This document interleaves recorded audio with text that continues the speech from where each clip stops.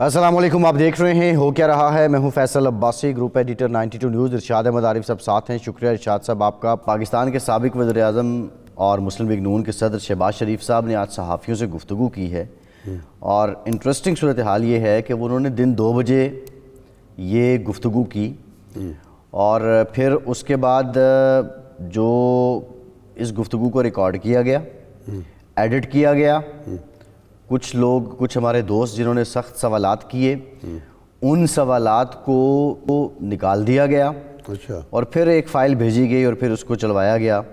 اور یہ سارا جو کیا ہے وہ محترمہ مریم اورنگزیب صاحبہ نے اس سارا، ظاہر ہے وہ سیکرٹری اطلاعات ہیں تو وہ دیکھتی ہیں معاملات کو، لیکن شہباز شریف صاحب پرائم منسٹر نہیں ہیں، ایک پارٹی کے صدر ہیں، سابق وزیر اعظم ہیں، الیکشن کا ماحول ہے،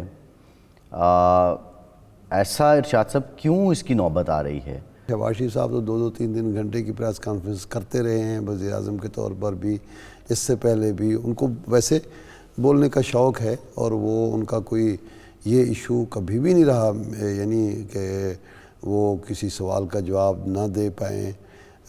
ہاں کوئی ان کی ضرورت ہو، قومی ضرورت ہو یا سیاسی ضرورت ہو تو بعض اوقات اوائڈ بھی کرتا ہے بندہ، یہ حق ہوتا ہے سیاستدان کا، لیکن ریکارڈڈ پریس کانفرنس چلوانا میرے خیال ہے منشور وہ پیش کر رہے تھے، اور سلیکٹڈ گیدرنگ میں بیٹھ کے یہ باتیں کرنا، اور پھر اس میں بھی ایڈیٹنگ کرنا، کسی کے سوال کو لینے کے بعد، جواب دینے کے بعد پھر ایڈٹ کر دینا، یہ میرے لیے تو بڑی عجیب سی بات ہے۔ تو اگر یہ معاملہ یہاں تک پہنچ گیا ہے تو یہ تو مسلم لیگ نون اور یہ ارشاد صاحب کے سوچنے کا ہے۔ یہ جو رپورٹرز وہاں موجود تھے، جی، انہی میں حسن رضا صاحب ہیں، بڑے مستند رپورٹر ہیں، ان کی یہ خبر ہے، اور ان کا یہ کہنا ہے کہ میرا سوال بھی نکالا گیا، وہ تو یہ بھی دعویٰ کرتے ہیں کہ 4 گھنٹے اس کو ایڈٹ کیا جاتا رہا۔ اب یہ بات بڑی حیران کن ہے، اور سارے لوگ تجربہ کار ہیں۔ اب مریم صاحبہ سے زیادہ تجربہ ارشاد صاحب میڈیا کا، ان کا دیگر جماعتوں میں لوگ نہیں ملتے ہیں ان کے ہم پلہ جس میڈیا کے حساب سے۔ بہرحال اب آتے ہیں ان کے جو باتیں شہباز شریف صاحب نے کی ہیں۔ بہرحال ایک بات تو ارشاد صاحب انٹرسٹنگ یہ ہے کہ بلاول صاحب نے کہا کہ ایک شخص چوتھی بار پھر جو ہے وہ کرسی پہ بیٹھنا چاہتا ہے، اور انہوں نے تانا دیا مسلم لیگ نون کو کہ جس کا نہ کوئی بیانیہ ہے نہ کوئی منشور ہے، لیکن مسلم لیگ نون رسپونڈ ہی نہیں کر رہی بلاول صاحب کو۔ وہ بات کرتے ہیں، وہ تنقید کرتے ہیں، یہ کہتے ہیں الیکشن کا ماحول ہے اور اس ماحول میں ایسی باتیں ہوتی ہیں۔ ارشاد صاحب اس پہ مزید بات بھی کریں گے، لیکن رانا تنویر صاحب نے ہمیں جوائن کیا ہے۔ رانا صاحب بہت شکریہ آپ کے وقت کا۔ آج شہباز شریف صاحب نے پریس کانفرنس کی، اطلاعات یہ ہیں کہ اس کو ریکارڈ کیا گیا، پھر اس کو ایڈٹ کیا گیا، مرضی کے سوال رکھے گئے، سوال نکالے گئے، اور پھر اس کو آن ایئر کیا گیا۔ تو یہ کیوں ہے ایسا رانا صاحب؟ ایسی کیا ریزن ہے؟ ایک سابق وزیر اعظم میں پارٹی کے صدر ہیں، اور وہ بولتے بھی بہت اچھے ہیں، مقرر بھی بہت اچھے ہیں، پھر یہ ریکارڈنگ اور ایڈیٹنگ کی ضرورت کیوں پیش آئی؟ کئی لوگ تو رانا صاحب یہ کہتے ہیں کہ آپ بھٹو ثانی ہیں شہباز شریف صاحب کو، بعض لوگ تو بھٹو ثانی کہتے ہیں، اور شہباز صاحب بڑے خوش ہوتے ہیں اس پہ۔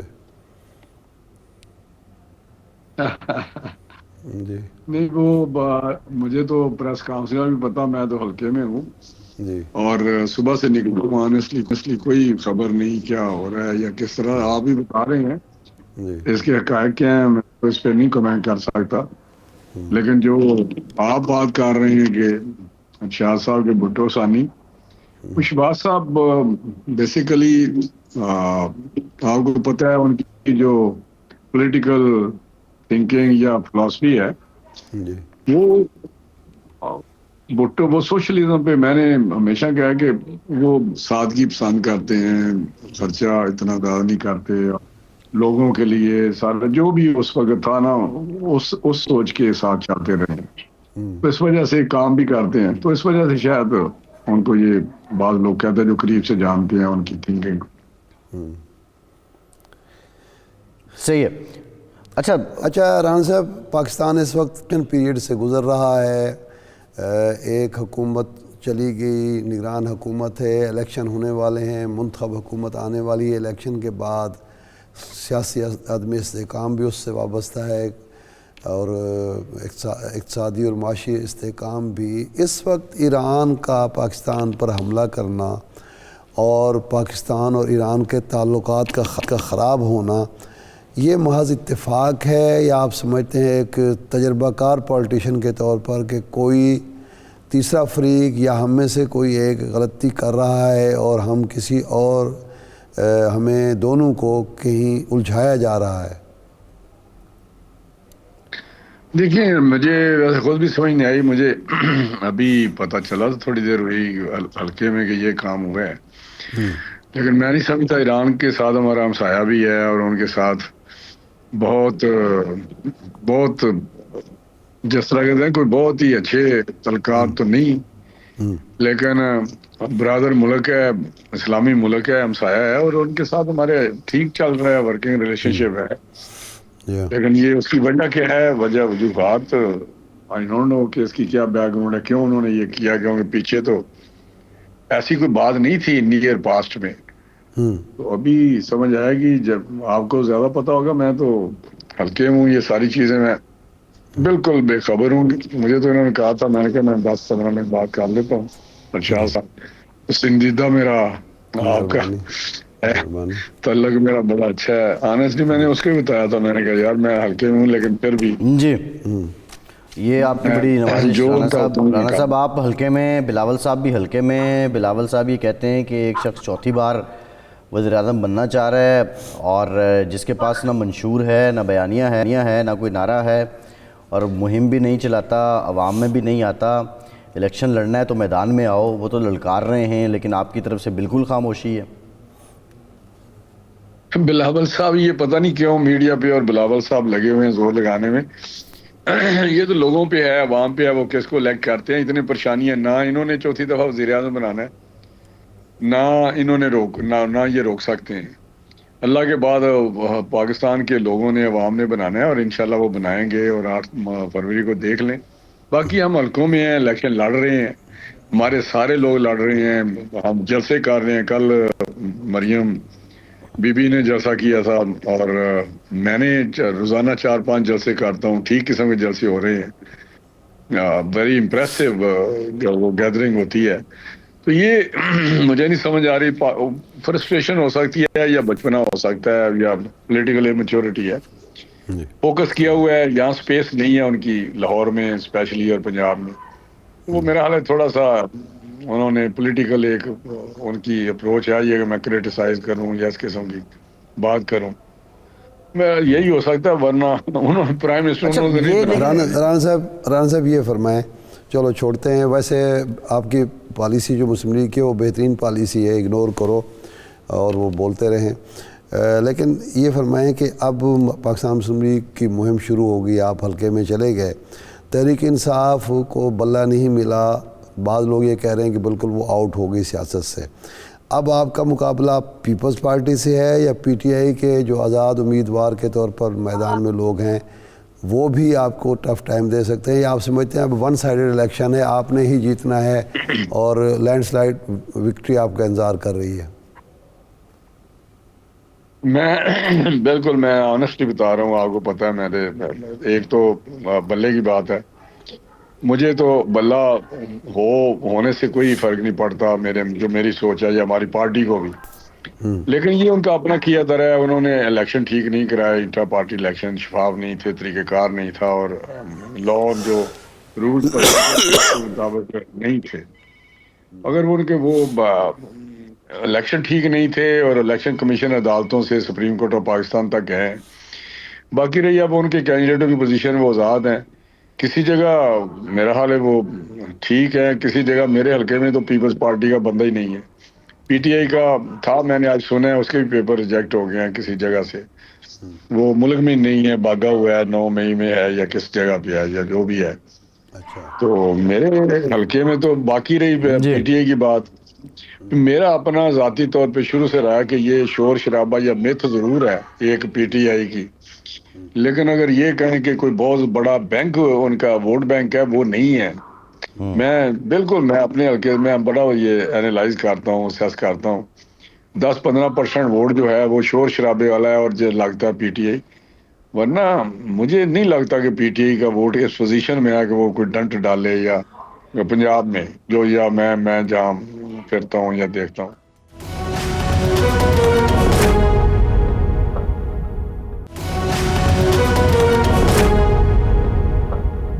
اچھا رانا صاحب، مولانا فضل الرحمان صاحب بڑے مسلسل ایک بات کہے جا رہے ہیں کہ حالات خراب ہیں اور ہمارے تو 17 لوگوں کو تھریٹس ہیں، اس کے بعد موسم بہت زیادہ خراب ہے. اب سینٹ نے قراردادیں منظور کرنا شروع کر دیں کہ یہ الیکشن ملتوی کیے جائیں. ابھی یہ ایران والا معاملہ بھی ہو گیا ہے. تو آپ سمجھتے ہیں کہ اس سے الیکشن کے بروقت انعقاد پر کوئی فرق پڑ سکتا ہے، یا اب جس طرح قاضی صاحب نے کہا ہے پتھر پر لکیر ہے، انشاءاللہ 8 فروری کو الیکشن ہی ہوں گے؟ دیکھیں اس وقت الیکشن کمیشن اور سپریم کورٹ آف پاکستان اور حکومت کا جو پرائم منسٹر ہے یا ان کا سپوکس پرسن ہے انفارمیشن منسٹر بار بار یہ کہہ رہے ہیں کہ 8 فروری کو الیکشن ہوں گے. اور میں ذاتی طور پہ سمجھتا ہوں کہ 8 فروری کو الیکشن اگر خدا نخواستہ آگے پیچھے ہوئے تو بہت بڑا ڈیزاسٹر ہوگا. میں بتا رہا ہوں. باقی رہی سچویشن کی، کبھی بھی پاکستان میں سچویشن پچھلے کافی عرصے سے کوئی آئیڈیل نہیں رہی کہ جی حالات ٹھیک ہیں، لا اینڈ آرڈر ٹھیک ہے. اس قسم کی سچویشن میں تو سمجھتا ہوں جنگ میں بھی الیکشن ہو جاتے ہیں. سخت سردی میں نے فروری میں کئی الیکشن لڑے ہیں، مجھے یاد ہے. اور میں اسی طرح ہی دھند میں ابھی بھی ادھر فوگ ہے بہت زیادہ علاقے میں، لیکن میں تو رات آگے ٹریکٹر لگا کے ہمارا جو گاڑیاں شاڑیاں ہوتی تھی وہ آتے تھے رات کو ہم. تو یہ خدا کے لیے الیکشن ایک ریکوائرمنٹ ہے، ضروری ہے آگے بڑھنے کے لیے. تو یہ اس قسم کی اگر باتیں ہوں گی تو میں سمجھا پاکستان کے مفاد میں نہیں ہوگی. اچھا رانا صاحب یہ بتائیے گا کہ اب آپ کی جو جماعت ہے، آپ کی انتخابی مہم کون لیڈ کرے گا؟ کیونکہ نواز شریف صاحب تو ابھی تک مینار پاکستان کے جلسے کے بعد انہوں نے کسی ریلی کسی عوامی اجتماع سے خطاب نہیں کیا. مریم صاحبہ نکلی ہیں. شیڈیول کیا ہے مسلم لیگ نون کا، آپ کے قائد کا، اور اس انتخابی مہم کو لیڈ کون کرے گا؟ دیکھیں میں پھر بتاتا ہوں، یہ ساری گوسپ اور یہ سارا پراپوگنڈا میاں صاحب نے بڑا ایک میراتھن قسم کی ایکسرسائز کی ہے. اور بہت زیادہ جو ہم نے کوئی 4000 بندوں کو انٹرویو کیا ہے، بیٹھ کے خود کیا ہے، ہر ایک کا انٹرویو کیا ہے، ٹائم دیا ہے تاکہ وہ بڑی دیر بعد آئے. انہوں نے اپنے لوگوں سے بھی ملاقات کی ہے اور انٹریکٹ کیا ہے، ان سے ساری باتیں سنی ہیں. تو اس کے بعد منشور پہ انہوں نے میٹنگ کی ہیں. اب وہ ان کا پلان ہے، انشاءاللہ وہ نکلیں گے جو شیڈول دیا ہوا ہے انہوں نے. کچھ آپ کو بھی پتہ ہے حافظ آباد میں ہیں، کچھ جلسے وہ کر رہے ہیں. تو انشاءاللہ نکلیں گے. یہ کہنا کہ کون لیڈ کرے گا، وہی لیڈ کر رہے ہیں، وہی سب کچھ کر رہے ہیں، وہی ڈائریکشن دیتے ہیں، وہی پروگرام دیتے ہیں، اور وہی سوچ پولیٹیکل ہمیں جو مٹیریل ہے صحیح. لوگوں کو بچانے کے لیے وہی وہ کر رہے ہیں. آپ نے میں لاہور نہیں سے 2 سمجھتا حلقے کہ رانا صاحب، لاہور سے 2 حلقے آپ نے دے دیے آئی پی پی کو، اون چودھری صاحب کا اور عبدالعلیم خان صاحب کو، قومی اسمبلی کے حلقے. ایک بڑی آپ نے واسٹ قسم کی سیٹ ایڈجسٹمنٹ کی ہے آئی پی پی کے ساتھ، جو بالکل ایک کل کی جماعت ہے. بلاول صاحب تو خیر اس کو کنگ پارٹی کہتے ہیں. تو آپ نہیں سمجھتے کہ یہ گڑھ سے حلقے دے دینا یہ سیاسی اعتبار سے، سیاسی طور پہ آپ کو مستقبل میں بڑا نقصان دے گا؟ اور یہ ڈیمانڈز آئی پی پی کی مان کیوں لی گئیں کہ لاہور سے ان کو حلقے دیے گئے؟ نہیں، لاہور سے نہیں، پورے پنجاب میں ان کو میرا 6 یا 7 سیٹیں دی ہیں. جی. اور ان کے ساتھ بات چیت چل رہی تھی، ہاں آپ کو ہم اکوموڈیٹ کریں گے سیٹ ایڈجسٹمنٹ کے مطابق. تو اس طرح کیو کے ساتھ بھی ہمارا تھا، اور ان کو ہم نے 2 سیٹیں دیں، لیکن وہ نہیں، وہ ان کو شاید زیادہ ڈیمانڈ تھی کاف لیگ کے ساتھ. تو یہ میں سمجھتا ہوں کوئی اس طرح کی ایڈجسٹمنٹ سیٹوں میں کوئی ایسی بات نہیں ہے. علیم خان اور اون چودھری بڑے ٹھیک لوگ ہیں. اگر انہوں نے لاہور سے خواہش کی ہے تو میرا خیال ہے جو اون چودھری والی سیٹ ہے وہ شاید وہ کہتے ہیں ہم کبھی جیتے نہیں. مجھے اتنی انفارمیشن نہیں ہے جو میں نے اسٹیٹمنٹ کسی کا پڑھا اخبار میں.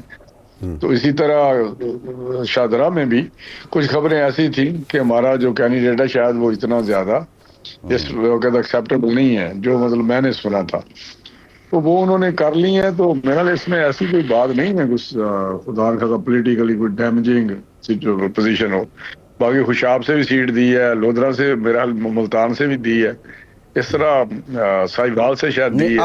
اب NA-149 جو ہے ملتان سے، اس میں جی جی غالباً جاوید ہاشمی صاحب ہیں وہ ترین صاحب کے مقابلے میں، جہانگیر ترین صاحب کے مقابلے میں. نہیں، لیکن مسلم لیگ نون نے تو ایڈجسٹمنٹ ترین صاحب کے ساتھ کی ہے. ترین صاحب کے ساتھ کی ہے، لیکن اب وہ ہاشمی صاحب، اب یہ سوال اٹھتا ہے رانا صاحب، ہاشمی صاحب، مہتاب عباسی صاحب، شاہد خاقان عباسی صاحب، ایون رفیق رجوانہ صاحب تھے، انہوں نے گلہ نہیں کیا، وہ پارٹی کے ساتھ کھڑے تھے، لیکن ان کا بھی یہ تھا کہ میرے صاحبزادے کو ٹکٹ نہیں دی گئی.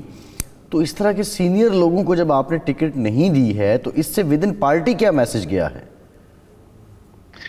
نہیں یہ ہاشمی جوید ہاشمی کا تو معاملہ اور ہے جی. بس میں اس کے مطلب زیادہ کمنٹ نہیں کرنا چاہتا کہ وہ کس طرح کی اس کی پولیٹیکل ایک جو لائف ہے کس طرح کی اتار چڑھاؤ میں گزری ہے اور اس کی کیا سوچ ہوتی ہے. باقی مہتاب عباسی صاحب کو ادھر ایشو ہیں لوکل، وہ نہیں ایڈجسٹمنٹ ہو پا رہی، جو جہاں کہتے تھے ان کے ڈفرینسز ختم ہو جائے. بڑا قابل احترام شخص ہے وہ مہتاب عباسی اور اچھا آدمی ہے، وہ نہیں اس میں وہ کر سکا وہاں پہ ادھر جو ہمارے جو مرتضیٰ عباسی ہیں یا دوسروں لوگوں کے ساتھ نہیں چل سکے. تو ان کے اپنا ڈیسیژن ہے، تو انہوں نے پیچھے ہٹے ہیں. ہم سے تو ٹکٹ نہیں مانگا انہوں نے، شاہد صاحب نے بھی ٹکٹ نہیں مانگا.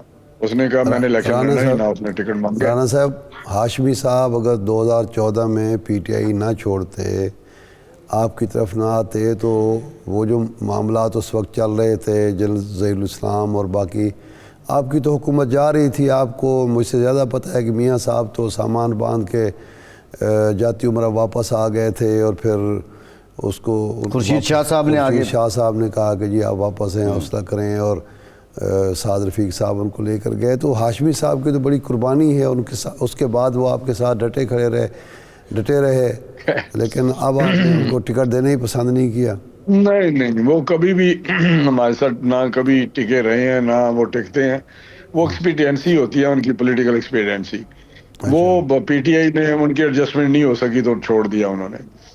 ہماری یہاں بھی وہ جس طرح کے ان کے خیالات ہوتے ہیں شاید وہ نہیں چل سکے. تو مجھے نہیں پتا کہ ان کی آنیسٹلی نہیں پتا، لیکن مجھے ذاتی طور پہ ان کا پولیٹیکل جو رول ہے پاکستانی سیاست میں کوئی اتنا میرے نزدیک کوئی اتنا اچھا نہیں ہے. فرینکلی میں بتاؤں، میں جانتا ہوں نا چیزوں کو کس طرح کرتے ہیں، چیزوں کو آگے پیچھے کرتے ہیں.